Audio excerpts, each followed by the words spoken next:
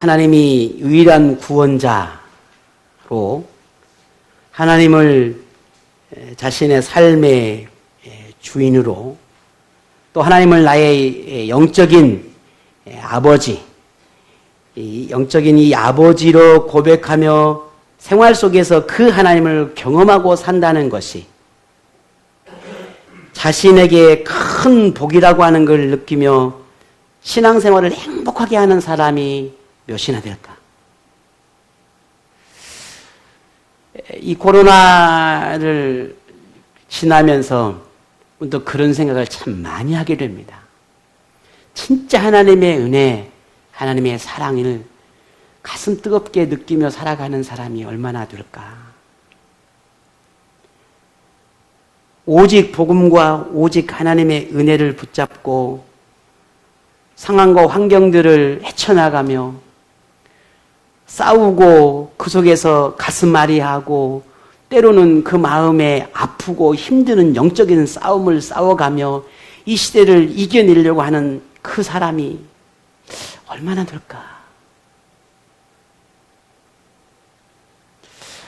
어젯밤에 저는 말씀을 마무리를 하고 잠깐 제안하고 그런저런 이야기를 좀 하게 됐습니다.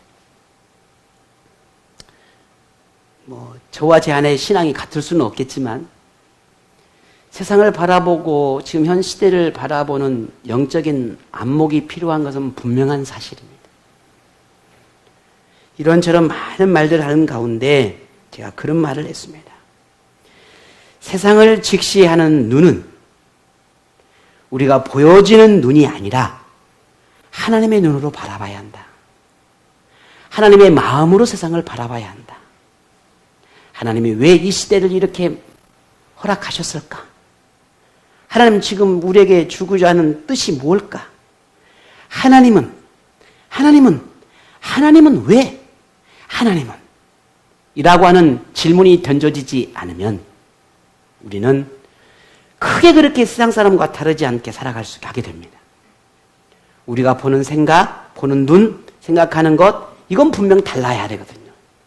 그 다름의 모든 동기는 하나님이라고 하는 이 안경을, 하나님이라고 하는 마음으로 세상을 바라봐야 합니다. 그래야 하나님의 뜻이 보이고 하나님의 섭리가 보이고 하나님의 계획이 보입니다. 이걸 벗어 던져버리고 내 눈으로 보기 시작하면은 결론은 하나입니다. 내가 원하고 내가 바라고 내가 편하고 내가 살기 위해서 내 자신을 위해서 살아갈 수밖에 없는 세상이 되어버려요. 한참 제가 막 흥분을 해가지고 제안하고 막 그런저런 이야기를 좀 나누었습니다. 우리는 어떻습니까? 성경에 등장하는 수많은 믿음의 사람들의 한결같은 고백의 공통점이 있다면은 하나님을 섬기는 사람은 복이 있다 라고 하는 결론입니다. 하나님을 경외하는 사람에게는 복이 있다. 이게 결론이에요. 물론 그 복은 여러 가지가 있겠지만 공통점이에요. 그런데 이 고백이 꼭 성경 속에서만 등장하는 인물만의 고백은 아니지 않습니까?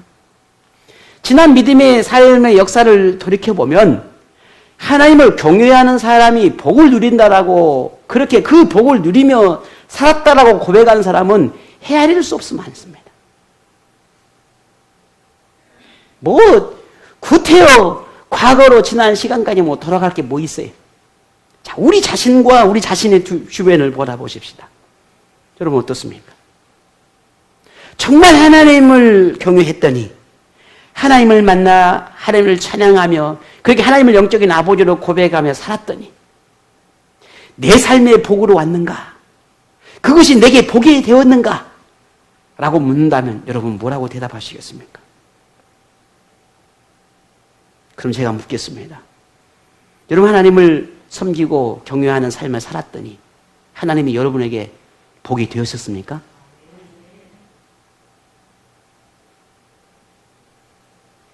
다시 한번 묻을까요? 정말 하나님이 여러분의 삶 가운데 복이 되셨습니까? 아니 진짜 그냥 목사가 오늘 아멘을 해야 될 분위기인데 그 분위기로 고백하지 말고요.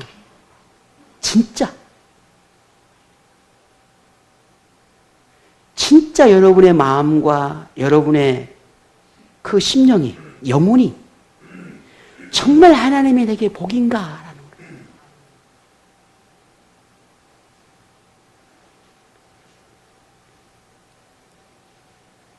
하나님이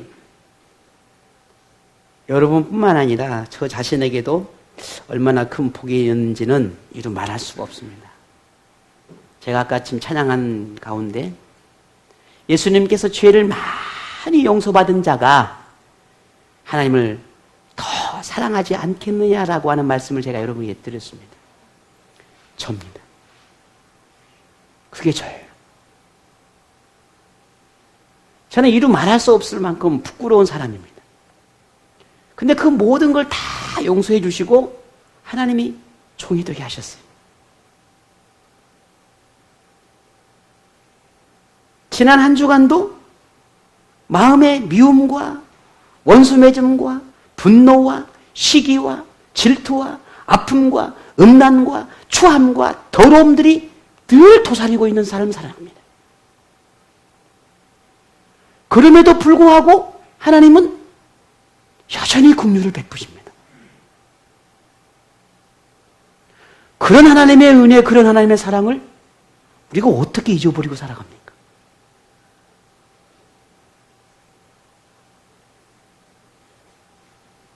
어젯밤 유독 저는 잠을 설쳤습니다.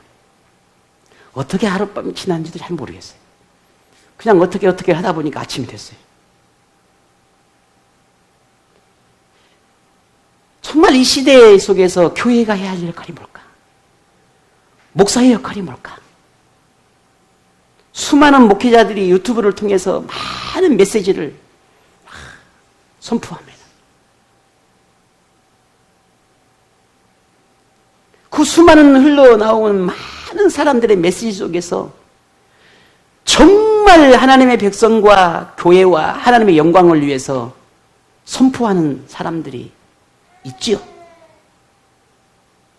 그런데 여전히 교회가 개혁되지 아니하고 사람들의 마음이나 귀를 즐겁게 달콤한 말들로 역시 지금도 여전히 그렇게 메시지가 전해지는 것들이 너무 많더라라는 겁니다.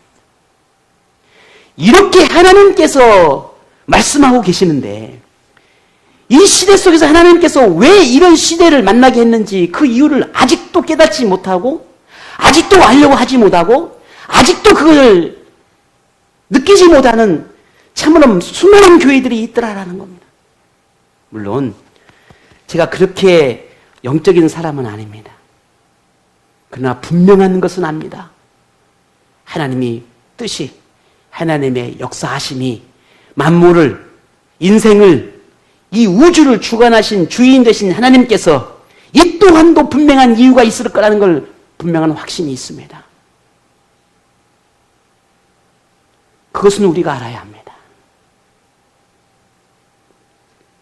그래서 고민입니다. 여러분이 저를 너무 잘 알잖아요. 지금까지 어떻게 여러분에게 메시지가 선포되어지고 어떻게 지금까지 여러분을 이 교회를 이끌어 왔고 여러분과 함께 이 신앙생활을 해왔는지를 누구보다 여러분이 저를 잘 압니다. 그렇다면 나는 지금 어떻게 해야 되나? 여전히 힘들고 어렵고 코로나로 인하여서 여전히 마음이 닫혀있고 힘들어하는 오늘 여러분과 이 시대 속에서 나는 여전히 조금도 과거와 다름없이 양보도 타협도 어떤 것도 그저 없이 그냥 하나님 앞에 그저 여러분의 마음을 무겁게 하는 메시지로 계속해서 이렇게 하나님 말씀을 선포하는 것이 옳은 건가? 아니면 늘 위로하고 격려하고 잘했다 칭찬하고 늘 그렇게 여러분의 마음과 생각과 여러분의 영혼들을 즐겁게 하는 메시지를 바꿔야 가는 건가? 물론 방법이야 여러 가지 많이 있겠지만 여러분 저는 그냥 목회하지 않습니다. 오늘도 이 말씀을 준비하면서 얼마나 많은 고민과 생각들이 몰려왔는지 모릅니다. 그래서 밤을 설쳤습니다. 왜? 오늘 메시지가 또 주는 교훈들이 다르지 않거든요.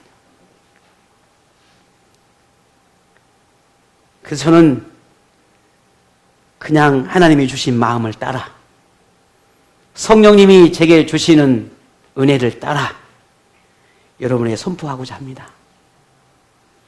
무엇을 선택하고 어떤 길을 선택하는 것은 여러분의 몫이 아니겠습니까? 옳은 길을 가르치고 바른 길을 선포하는 것이 목사의 책임이라 저는 그리 믿습니다. 그래서 오늘 여러분이 하나님 안에서 복을 누리기를 원하고 늘 하나님의 충만한 복을 받아 감사의 삶을 살기를 원하고 행복한 삶을 고백하기를 원하고 하나님 때문에 이 모든 것들을 하나님 안에 은혜 속에 내가 살았더니 이 모든 은혜를 내가 다 누리며 살아가고 있다라고 고백하는 그런 하나님의 사람들이 되기를 원합니다. 하나님이 부어주시는 은혜의 강가에서 하나님이 부어주시는 은혜의 해웅돌이 속에서 내가 그 안에서 견디며 내가 세상과 맞서 싸웠더니 하나님께서 나를 이렇게 바꿔놓으셨다 라고 하는 고백이 나는 여러분에게 일어나기를 원합니다. 그 방법은 그 비결은 오직 하나 다른 게 있는 게 아니라 성경 속에 있더라는 겁니다. 하나님이 주시는 복을 누린다라고 하는 것은 인생에서 경험하는 문제들이나 고민하고 염려하는 것들을 해결받는 것만을 의미하지는 않습니다. 하나님의 복은 꼭 보이는 것만이 아니라 보이지 않는 것들도 참 많습니다. 외적인 것도 있지만 내적인 것도 있다는 말입니다. 그런데 그것이 무엇이든 하나님의 복의 공통점은 그 결과가 반드시 우리의 눈으로 확인할 수 있도록 생활 속에서 드러난다는 겁니다. 이게 하나님의 복입니다. 우리가 경험하도록, 우리가 느끼도록, 우리가 알도록 하나님은 반드시 그 복을 우리에게 허락하신다는 거예요. 그 순간 그때는 내가 미처 몰랐을 수도 있겠지만 그러나 뒤돌아보면 분명 그 모든 것이 하나님의 베푸심했다는 것을 인정할 수밖에 없도록 하나님은 분명히 확실한 증거들을 보여주신다는 겁니다. 이게 하나님의 복입니다. 하나님의 복을 누리는 사람의 가장 큰 특징이라고 하는 것은 다른 것도 많은 것들이 있겠지만 그 중에 하나가 하나님을 찬양하는 삶을 사는 것입니다. 항상 하나님을 찬양합니다. 하나님을 자랑하고 하나님을 높이는 그런 모습으로 나타납니다. 하나님이 베푸신 은혜를 너무너무 잘 알기 때문입니다. 하나님이 복의 근원이 되신다라고 하는 것을 조금 더 의심하지 않기 때문입니다. 내가 살아가는 모든 것이 하나님으로부터 왔다라고 하는 이 사실을 조금 더 의심하지 않기 때문입니다. 그러니 하나님을 찬양하는 겁니다. 그러니 하나님을 찬양하는 기쁨이 있고 하나님을 기도하는 즐거움이 있고 하나님을 예배하는 행복이 있는 것입니다. 오늘 본문 이 시편의 저자인 다윗도 역시 동일한 고백을 합니다. 다윗은 하나님이 주신 복을 감사하며 그렇게 하나님을 찬양함에 있어서 자신이 그 찬양하는 것이 얼마나 중요한 것인지를 오늘 본문을 통해서 말하고 있습니다. 그게 오늘 본문 1절이죠. 볼까요? 내가 여호와를 항상 송축하며 내 입술로 항상 주를 찬양하리다. 항상이란 말을 2번이나 반복했습니다. 항상. 이 말은 하나님을 찬양하는 행위를 계속해서 평생 쉬지 않고 하나님을 찬양하겠다라고 하는 의미입니다. 하나님을 찬양하는 소리를 결코 나는 끊지 않겠다라고 하는 고백입니다. 다윗이 이토록 고백하는 수밖에 없는 그 이유를 보면 오늘 34편의 기록 배경을 보게 되면 우리는 더욱 이해할 수가 있게 됩니다. 오늘 본문은 사무엘상 21장을 배경으로 하고 있습니다. 본문 시편은 다윗이 사울 왕을 피해서 도망자의 삶을 살아가는 가운데 그 중에 블레셋이라고 하는 나라로 피신을 가게 됩니다.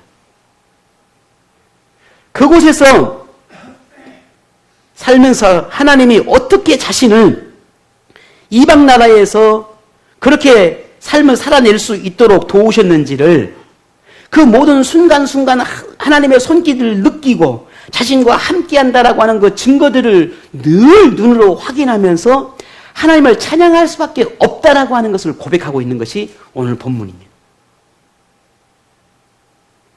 블레셋이 어떤 나라입니까? 여러분이 너무 잘 알죠?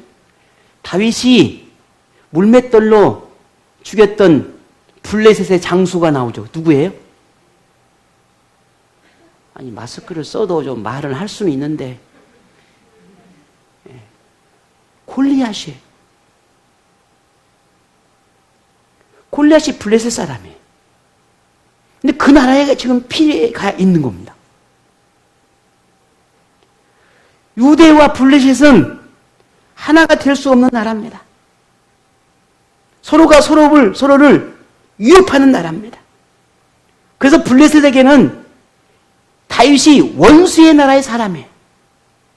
자기의 장수를 죽인 원수의 나라. 그곳에 다윗이 머물고 있습니다. 그런 다윗을 모르는 사람이 있겠습니까? 자기 나라의 유명한 골리앗을 죽인 다윗을 블레셋 사람이 모르는 사람이 어디 있겠어요? 다 있죠. 다 알죠. 그런 그를 좋아할 만한 사람도 역시나 없어요. 그래서 패했는데요. 다윗 때문에. 그런 환경 속에서 다윗이 할 수 있는 것이 뭐였을까? 없습니다. 그저 오직 하나님을 찾고 의지하며 하나님의 도움을 바랄 뿐이었습니다. 그런데 하나님은 그런 다윗을 외면하지 않았고 다시 고향으로 돌아오기까지 무려 1년 4개월이라고 하는 시간이 걸렸는데 그 1년 4개월의 모든 시간들을 하나님께서 다윗을 안전하게 지켜주셨다라는 말입니다. 그런 다윗이 하나님께 할 수 있는 게 뭐겠습니까? 하나님의 은혜를 기억하고 하나하나를 하나님 앞에 고백하며 그 은혜를 자랑하고 찬양하고 그 은혜를 선포하는 것. 그것이 다윗이 할 수 있는 것이었습니다. 다윗이 블레셋에서 머무는 동안 하나님의 도움이 결코 평범하지는 않았어요. 참 기적 같은 많은 일들이 일어났다는 것은 사무엘상에 통해서 여러분이 이미 확인할 수 있습니다. 근데 그 중에 참 놀라운 것은 이 블레셋의 가드라고 하는 도시가 있습니다. 이 가드라고 하는 도시는 골리앗의 고향이에요. 그곳에 도망자로 숨어 있는데 그 가드라고 하는 나라에 아기스라고 하는 왕이 있는데 이 아기스라고 하는 왕이 이 다윗을 신망했다라는 거예요. 실망이 아니라 아주 믿음직스럽게 바라봤다라는 거예요. 그래서 그가 머무는 동안에 그를 물심양면으로 많은 도움을 줍니다. 반면 다른 도시의 왕들은 굉장히 이 다윗을 미워하고 굉장히 괴롭혔다라고 하는 거예요. 그럼에도 다윗의 편을 두는 사람 한 사람을 하나님이 두셨다라는 거예요. 더욱 놀라운 것은 그런 생명의 위협을 받을 때 특히 여러분 유명한 사건은 다윗이 미친 사람처럼 침을 질질 흘리고 그렇게 생명의 위협을 느꼈을 때 그런 미친 사람처럼 되어서 그 생명을 이렇게 위협으로부터 벗어날 수 있도록 하나님의 지혜를 주신 적이 있었습니다. 그렇게 수많은 위협 속에 살아가는 그 다윗을 놀랍게도 많은 사람들이 그 다윗을 따랐습니다. 그곳에서 도망의 삶을 살고 초라한 삶을 살 수밖에 없는 그의 삶을 바라보며 하나님을 믿고 하나님을 의지하고 하나님을 경외하는 그 다윗을 바라보며 많은 사람들이 그를 따랐다라는 거예요. 성경에는 그를 가리켜 400명이 그 다윗을 따랐다라고 했어요. 그들의 우두머리가 되게 하셨다라고 했습니다. 그것을 오늘 본문에 2절 3절에 이렇게 선포를 한 겁니다. 내 영혼이 여호와를 자랑하리니 공고한 자들이 이를 듣고 기뻐하리로다. 나와 함께 여호와를 광대하시다 하며 함께 그의 이름을 높이세 라고 선포하고 있습니다. 여러분도 힘들고 어려운 날에 하나님을 찾고 의지하며 도움을 구했더니 하나님께서 그 인생의 문제를 해결해 주시고 그래서 눈물과 아픔과 상처들을 기쁨과 감사로 고백할 수 있도록 여러분이 하나님께서 도우셨던 그 순간들이 다 있지 않습니까?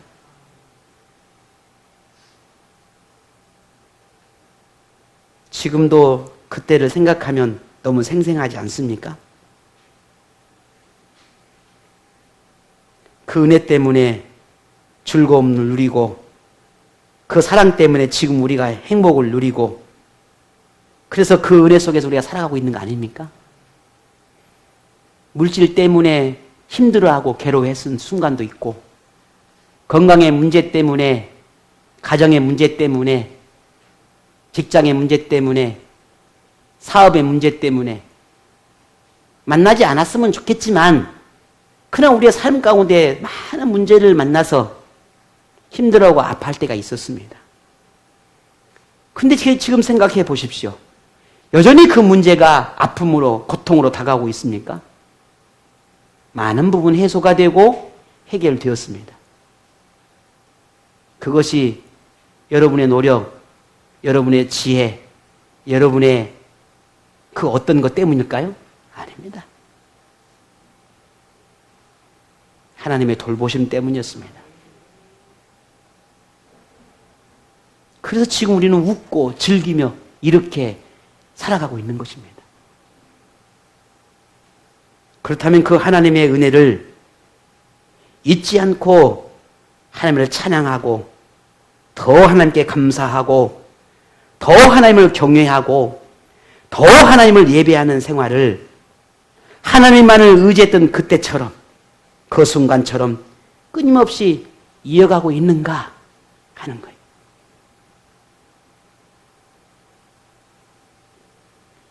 하나님을 붙들며 하나님만을 바라보았던 그때처럼 오늘 여러분의 영혼이 하나님만을 바라보고 있는가 하는 겁니다.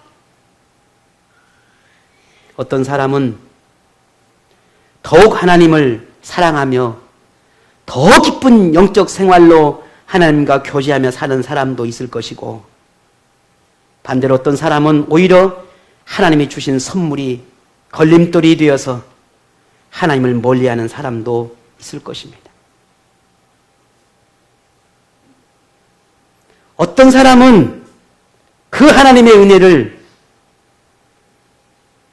감사함으로 고백하며 예배와 헌신의 삶을 더욱 살아가는 사람이 있을 것이고 어떤 사람은 그 은혜를 헌시짝 버리듯 버리며 자기가 원하는 삶으로 살아가는 사람도 있을 것입니다. 여러분은 어떤 사람입니까?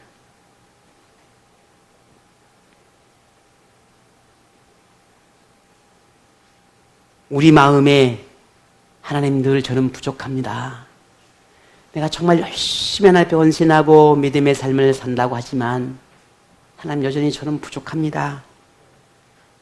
라고 말하는 사람과 지금은 힘들어요. 지금은 어쩔 수 없어요. 라고 말하는 건 분명 다를 것입니다.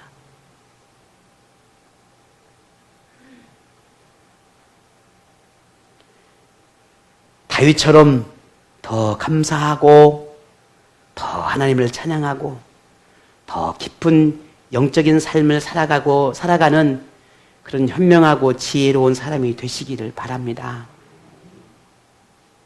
그 사람에게 복이 있습니다.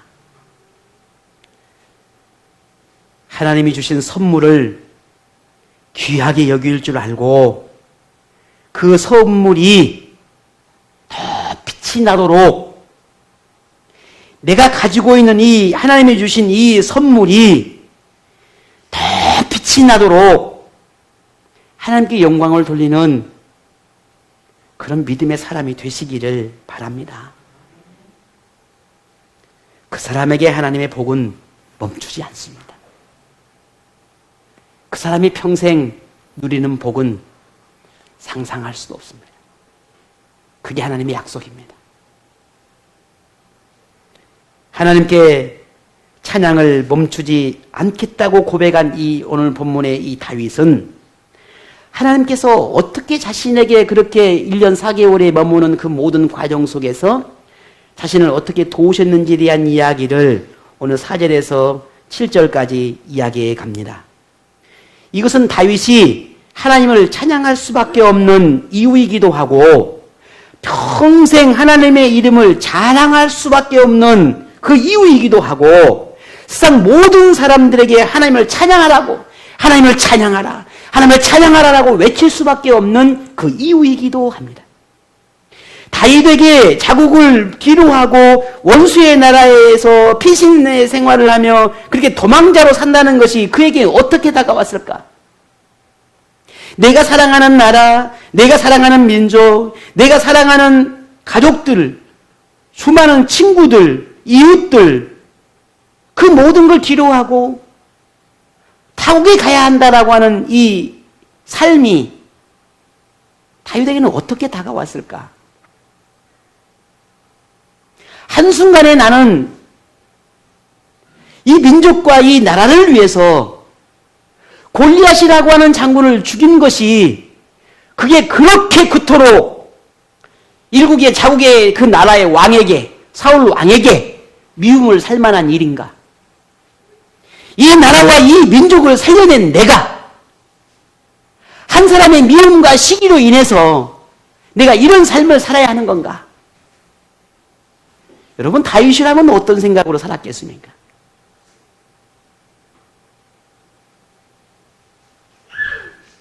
다윗에게 하나님은 유일한 희망이었습니다. 다윗에게 하나님은 위로요, 돕는 자요, 인도자요, 힘이었습니다. 다윗에게 하나님은 그런 단순한 민족의 하나님, 내가 어렸을 때부터 섬겨왔던 그런 하나님, 평생 그런 섬김의 하나님이 아닙니다. 그 이상에 다윗에게 하나님은 아버지요, 어머니요, 친구요, 모든 것이었습니다. 다윗이 할 수 있는 것은 어린아이가 이 어머니를 붙잡듯 어머니를 붙잡고 그 어머니의 모든 것을 원하는 그 아이처럼 그렇게 다윗은 하나님을 붙잡고 떠나지 않는 것이었습니다.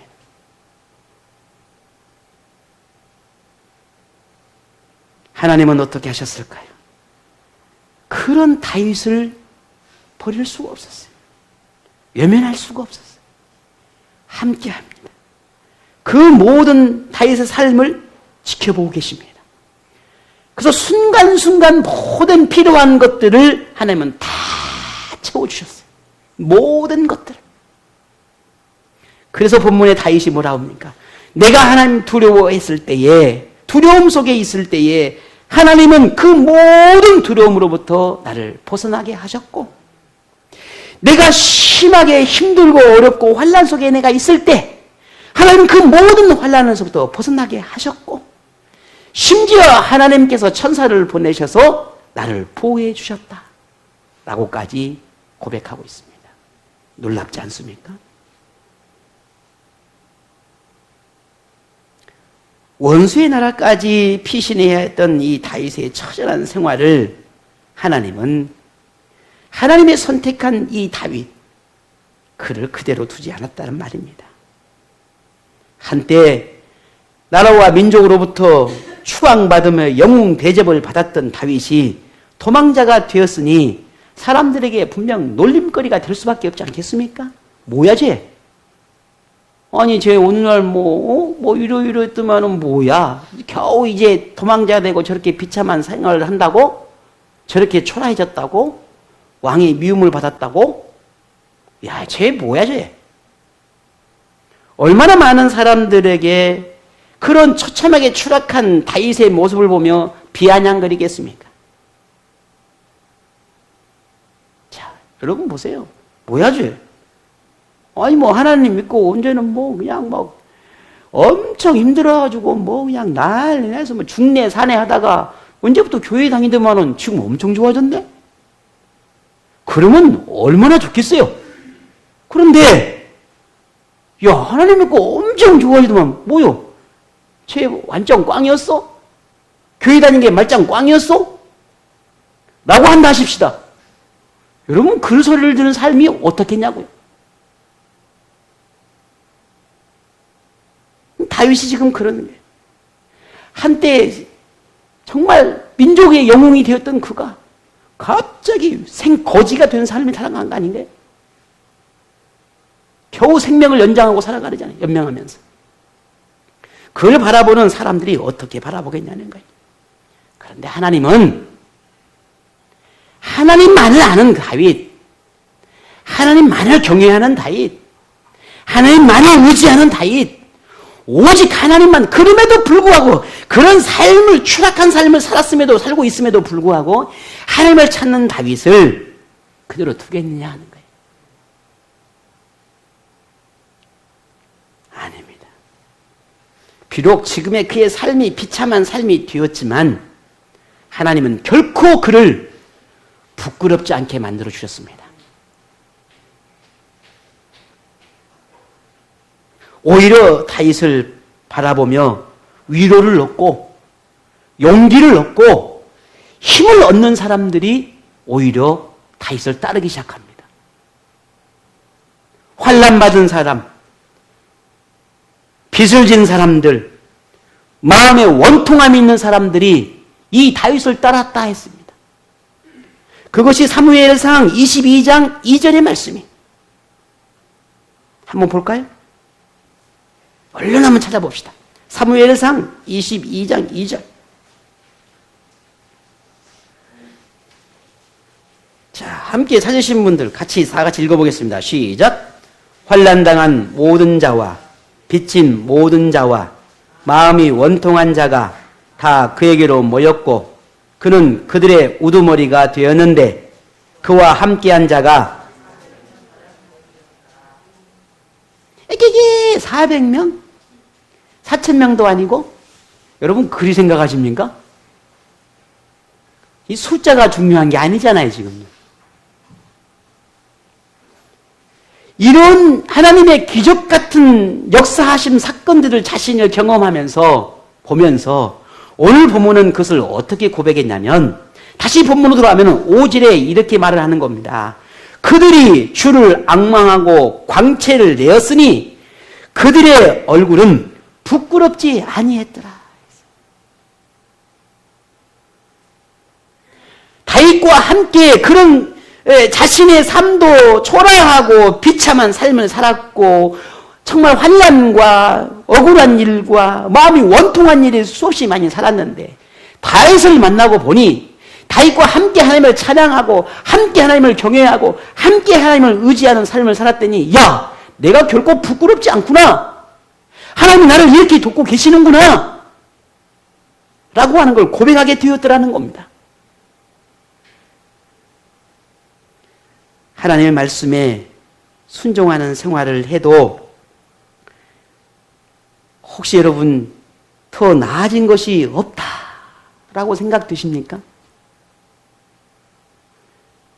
하나님께 헌신하고 충성된 신앙생활을 해도 여전히 끊임없이 인생의 문제가 만나는 것 같고 여전히 힘들고 빡빡한 삶을 살아가는 것 같습니까? 예배하고 기도하고 영적인 삶을 갈망하며 하나님이 원하시는 그 믿음의 삶을 살아보겠다라고 열심을 내는데도 달라지는 게 없는 것 같습니까?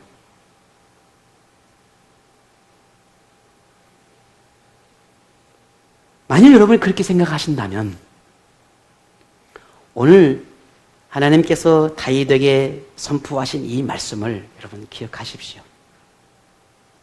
오늘 본문 8절 9절입니다. 함께 읽어보겠습니다. 시작.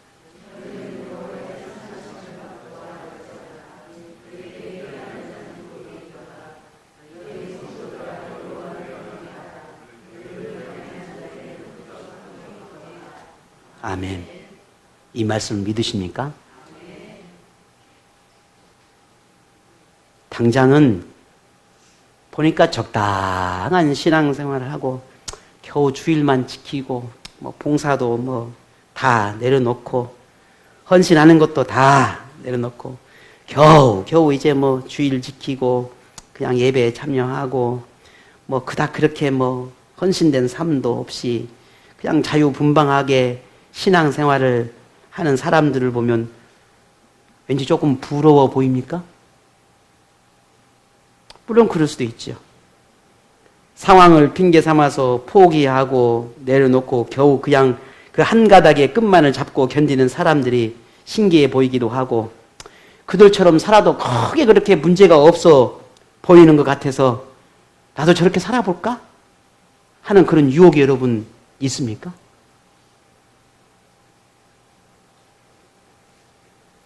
굳이 열정적으로 하지 않아도 하나님은 그들에게 평안함을 주시는 것 같은데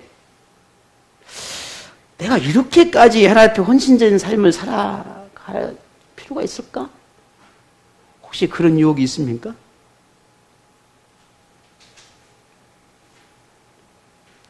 여러분, 제가 분명히 말씀드리지만 결과가 다릅니다. 마지막이 다릅니다. 지금은 당장은 구분되지 않고 지금은 누가 더 복을 누리고 있는지 누가 더 하나님의 은혜 속에 살아가는지 어쩌면 모를 수 있습니다. 하지만 결과는 다릅니다. 절대 같을 수가 없습니다.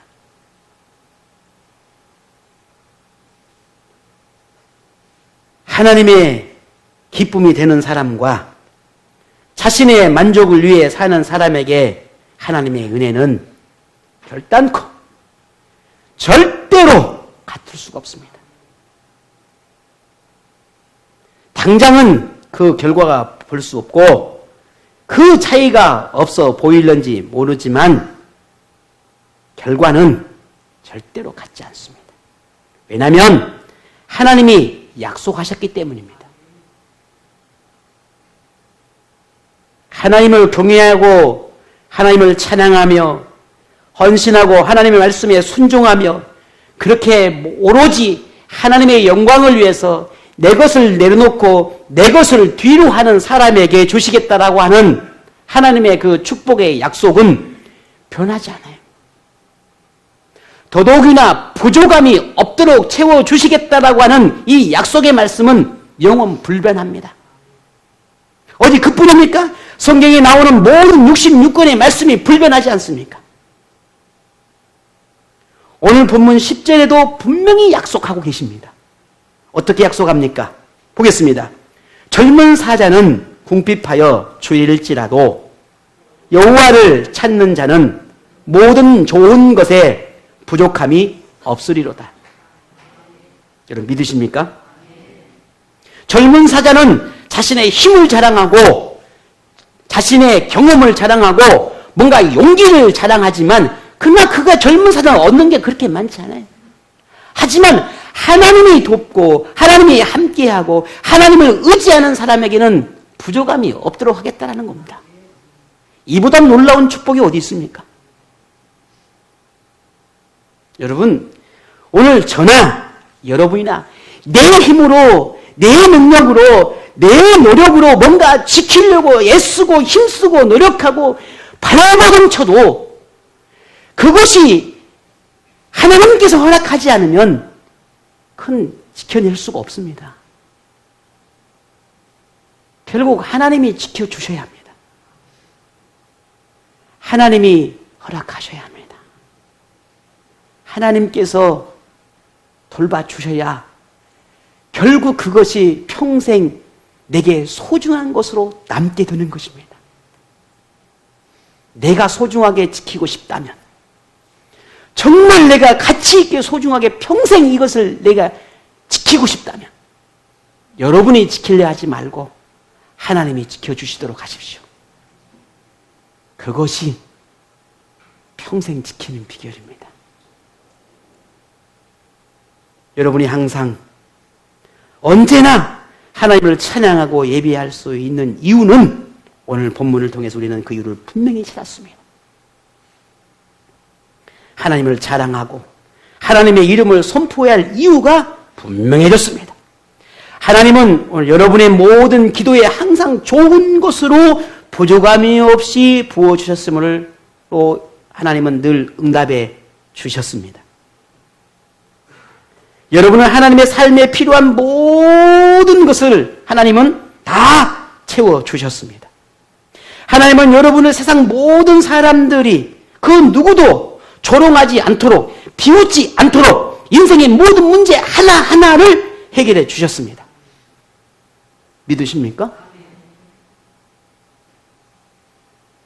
하나님은 언제나 여러분의 편이 되어주셔서 하나님을 신뢰하며 믿음으로 고백하는 것이 결코 부끄러운 것이 아니다라고 하는 것을 늘 증명해 보여주셨습니다. 그렇게 하나님은 언제나 여러분의 보호자가 되어주셨고 위로자가 되어주셨습니다. 이게 찬양할 이유가 되지 않을까요? 이게 예배할 이유가 되지 않을까요? 이게 헌신의 이유가 되지 않겠습니까? 만일 여러분이 이런 하나님을 믿는다면 이제는 하나님을 예배하십시오. 전심으로 예배하십시오. 친구 때문에 혹은 가정의 그 무엇 때문에 혹은 주변의 그 무엇 때문에 하나님 앞에 예배하고 헌신의 삶을 살고 수고의 삶을 살아가는 것을 더 이상 미루지 마십시오. 하나님의 말씀을 따라 순종하며 그 사랑 그 은혜에 보답할 수 있는 그런 믿음으로 살아가시기를 바랍니다. 성장시키고 내 믿음을 더욱 성장하고 성장시켜 성숙된 믿음으로 하나님을 영원하게 하는 삶으로 살아가십시오. 하나님을 사랑하고 교회를 사랑하고 믿음의 지체들을 사랑으로 섬기십시오. 하나님을 주위 사람들에게 자랑하십시오.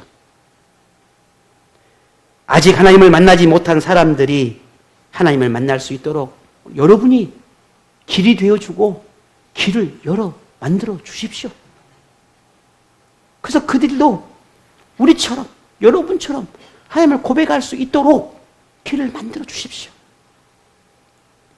하나님께서 여러분을 부끄러운 삶이 되지 않도록 지금까지 이끌어 주셨듯이 이제 오늘 우리 모두가 하나님의 이름을 부끄럽게 여기지 않기를 바랍니다. 하나님을 삶의 우선순위로 여기시고 하나님을 찬양하며 예배하는 다른 어떤 것보다 하나님을 예배하는 것을 우선순위로 하나님을 예배하는 것을 하나님을 기도하는 것을 거꾸로 뒷전으로 내밀지 마시라는 겁니다. 그런 여러분에게 하나님이 주시는 복이 영원할 것이고 하나님을 예배하는 행복이 삶의 행복으로 이어지게 될 것입니다. 하나님은 하나님을 신실하게 경외하는 여러분을 한 사람 한 사람 믿음과 하나님을 바라보는 여러분의 영혼과 여러분의 그 심령들을 통해서 교회뿐만 아니라 여러분의 가정, 직장, 여러분의 기업에 이르기까지 조금도 부족함이 없이 채워주시겠다라고 하는 이 약속의 말씀, 이 복이 여러분 모두에게 허락될 것입니다. 평생 하나님의 은혜 안에서 머무는 그런 복된 삶을 살아가시기를 주의 이름으로 축복합니다.